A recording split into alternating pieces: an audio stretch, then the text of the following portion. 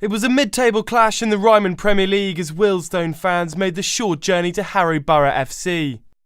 I'm here at the Earlmeade Stadium where kick-off is just 5 minutes away. Anticipation is rising here for the local derby match between Harrow and Wealdstone. A win would put Harrow in serious contention for the playoffs, while Wealdstone will be looking to continue a good run of form. On a bitterly cold night, it was the visitors who drew first blood.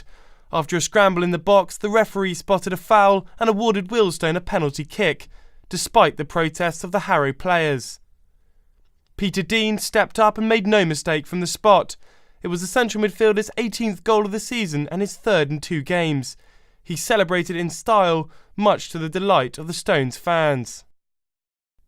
But Harrow hit back against the run of play.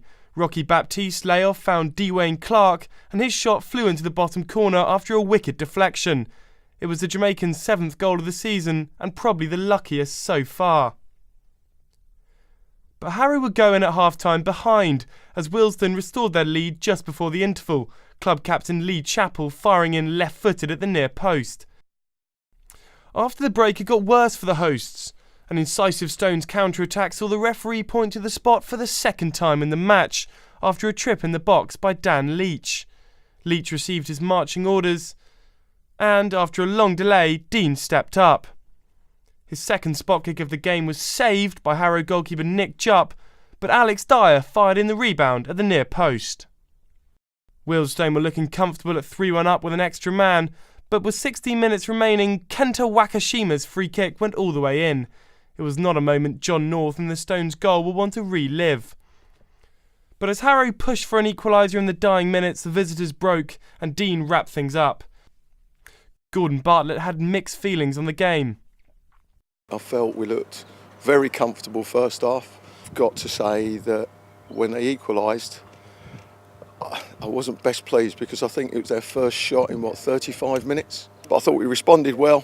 Obviously going in 2-1 up at half-time was pleasing. To get the penalty and obviously to have a lad sent off that early in the game, you think it should be plain sailing. But we hung on, nicked one at the end. So I'm delighted with the result, but I'm not pleased with the application and performance during, when they went down to 10 men.